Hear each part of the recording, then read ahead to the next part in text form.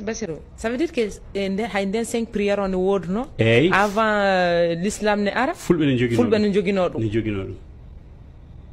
so nangue fuɗi to weeti eɓe jogui keɓe kaala tam so wayno midi en ha sallifana en jettima l'heure de prière 14 heures so yettima eɓe jogui ko kaalata kadi ala sara nde kadi ne joga ko haalte kadi futuro ne joga gueƴa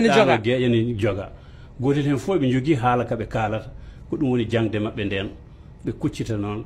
koto nangue heeɗi to machallah mais est ce que ɗemgal gongal ne jogui o yiɗon ira ko mone inde ko en fait jiyam fulɓe busanda ɗum hina mouhammad alayhi salam addi islam o waɗu révolution islam mais en fait enen fulɓe ɓen ko islam meɗɗe wonde ɓe mawɓe ɗo ko ɗum woni expliquede wo no rewirene ɗen dina kan ɗo law hari en fait en juulayi koko itte darɗe jowi o darɗe jowi ɗum ɗo hina kal ɓuran ɗum arti ko ma ati ko atino ɓen taskiti ko Allah wi kon tatata har no wodi déjà en fait julugol no wodi no et puis enen har julugol labdi no wodi et puis ko den ko gena nangue rewayno den ha hande ko nangue wona rewede goy de na nangue wona rewede kono ko ha hande ko nangue woni horloge men indicateur parce que subaka hewti fajiri juula sine ndege fuda ina nangue fudiya julu ka si tawi fana yoni de fana hare nangue nge fejjiti ka hakkundere nge fejji ka hakkundere ina juul sige fokkiti su joygol wada lansara sige mutoyi wada futro sinde si tenge gaynoyi jalbe ni foppi gayni yawde battane magga foppi yawde wada gay donc en fait gol juulugol wano be non andi fulbe bus jono parapara non ina kanyu jon ko nangere wata no jon ko gena innata parti parata he o juulugol sara fala hodde culture mo tigra juulay dade jogine awada de mais ko honto woni fitna on ko di hadisaji c'est dire que honno bornorte fami et puis stati moƴƴa waɗugol lesugol leggal moƴƴa jombugol dongal wakkande rewɓe et puis wano pullo on o wan ɗo ni ɓe andi wo e nder mythe c'est dire que tarika honno pullo fuɗɗori deftere ne wo ko la femme la vache et la foi Alpha Ibrahima Sow en 1966 o windi ɗum wo Allah ma ɗum geno Allah ko nagge ngen o ati tagude o yilti o tagi debbo on o yilti o tagi pullo on joni noon o waɗi debbo on jokka nagge ngen o waɗi pullo on jokka debbo on kono o ɗum waɗi sinne rewɓe fami mais a wawi pratique ɗum ɗo o andi rewɓe ko reweteɗo parce que ko debbo neata andi non ko fiyondu ɗum ɗon ko parce que hakkunde gorko e debbo gorko honno naɓirta anda mum on ko jangi gorko ko jangusi anda mais debbo hana jangugol mara besoin de jangugol si anda debbo ga so jangi none makko on halkoto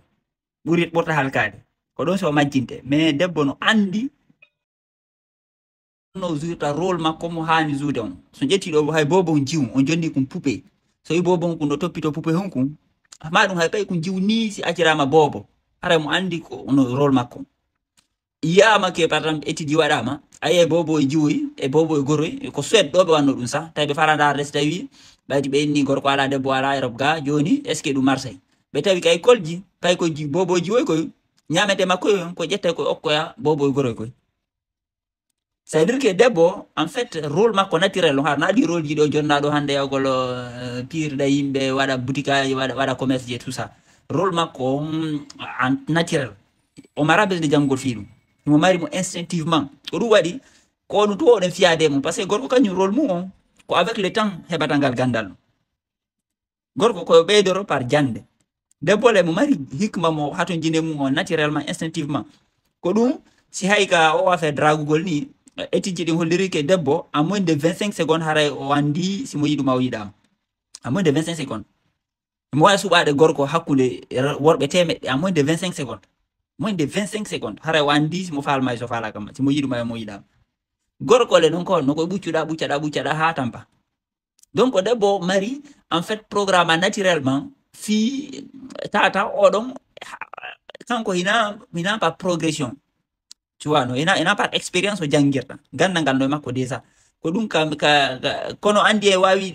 ko ɗum woni hay ka dina men so nani nagara ko feccere debbo feccere mboddi Thiénaba ko feccere neɗɗo feccere mboddi en fait divinité ji men ɗin ko divinité de l'eau ko divinité de l'eau oui voilà donc en fait ko debbo jokkata nagge ngen non ko honno firi nagge ngen ko misal Allah en fait parce que koye immorde nagge mama men ɓe noddayno Allah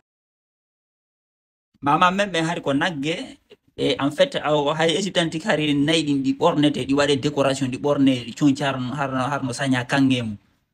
par ce que ko nagge woni véhicule Allah joni noon debbo o jokka nagge et puis gorko jokka debbo et puis kadi ko ɗo woni logique en fait par ce que debbo ko newowo ndene debbo ko newowo ina bobo on tum woni o neyata de kala ka kundirɗa e debbo a janggay goɗɗum kala ko fufutuɗa e debbo ko naɓiduɗa e debbo quel que soit contexte on quel que soit ɗum on nde sortoɗa ɗum ko si a andi e sa anda mi hara a janggi goɗɗum ko ɗum tan keɗa andude ko kanko mari fotto mo mari fotto andu a janggal taw ko leeso mo daɗa janggude ko par nature ko noon o wayi en fait ndene debbo ko newowo c'est à dire que hay mawɗo mo duuɓi temedere si fotti e debbo jiwum ko 15 ans kun ne ay mawɗo ina noon kanko tigi firama haray ko conscient himo wadde ɗum mais rapport makko e ɗum on si tawi ko goɗɗo mo jooɗi hakkille mum jooɗi nde yawyay ha nde sorton ɗon a andayki a janggi goɗɗum e jungo makko c'est comme ça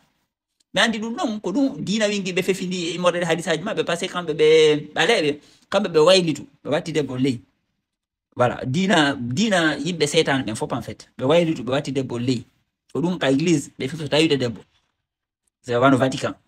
ka église kente catholique ɓe so tawide debbo yahudi ɓen pareil ɓe wahabiyaɓe pareil andi ko ɓe ubu debbo waɗa nimji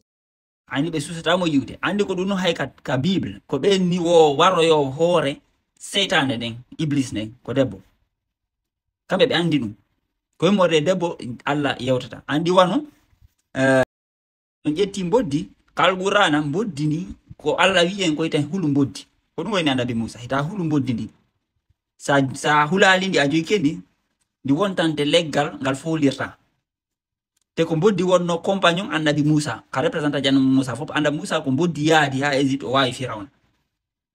kikala nagara ɓeygu kikala nagara hari ko debbo feccere mboddi feccere makko ɓanndu ko mboddi ka bible ɓeyna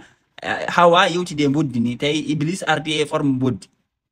ko ɗum ɓe wi ka Tawrat ɓeyɗe manipulé winday kalqur'ana de on faami mais ɓe waɗi yo yimɓe ɓen hulu mboddi ƴenƴo mboddi alors que mama men ɓe hay ka tarikaji ma surtout bayloɓe wayluɓe ɓe toujours kaɓe wonta no ɓe gollida e mboddi enen hari buse men hay Fouta Djalo ɗo buse men mboddi soppata ɗum hari par ce que iɗen nantodiri e bolle ɗen hay ɓe inteɓe séréer ha ɓe gondi e ɗen gande on faami joni ɓe ari ɓe inversi ɓe waylti affaire on faami ɓe waɗi yimɓe kañum mboddi kañum mboddi yawo ko ndi ware et pourtant sa jangi alqur'an ko nokkel tati ala woni finde mboddi mais nokkel tati ko inta annabi Musa ko ita hulu te sa yahi ka tarik annabi Musa ko ndi mboddi o yaadi e mum har mo wondi e mayri ha ka fen hay ɓayti o yaltini bani Israël ɓen o yaltini ɓe Égypte ɓe wonno ni mboddi ha ka fen ko allié Allah ko allié makko en fait oui joni non en fait affaire luggi mais le problème est que koko nan ton islam ko diina men meeɗi wonde pullo ko julɗo meeɗi wonde te ɗe inde inteɗe inde julɓe en fait wano Omar Aboubacre wano Ousmane ko o tumani ko tumani adde Ousmane sayni Khadija ko Kaja sayni Aissatu ko Asiatu Isis ko Aissatu innete Isis divinité égyptienne jo donc ko yimɓe fam ko diina men ni en fait andi wano ɓe mawɓe ɗo ɓe woli kamɓe tigi ɓe ha normalement conclusion évidente o mais ɓe wolal conclusion o par ce que ɓe ɗiɗen juulayno iɗen andi Allah ko goto inde mo ngenole ko sifare Allah en juulay e wagutuji ɗin jowi iɗen andi Allah ko goto ainsi de suite ɗen jogui inde sifaji makko wano dundari wano jomirawo ɗen mari sifaji Allah ɗin fof har ɗen andi ɗe on faami ɓe donc ari ko islam jokkuɗe on faami et puis ɗe andi jinugol julɗo parce que leƴƴi anna ɗin fof kamɓe ko ɓenda ko muslim enen julɗo par ce que ɗe wawno anduno kan diina ɗe ko ɗum si firuɗen diina kan ko haala men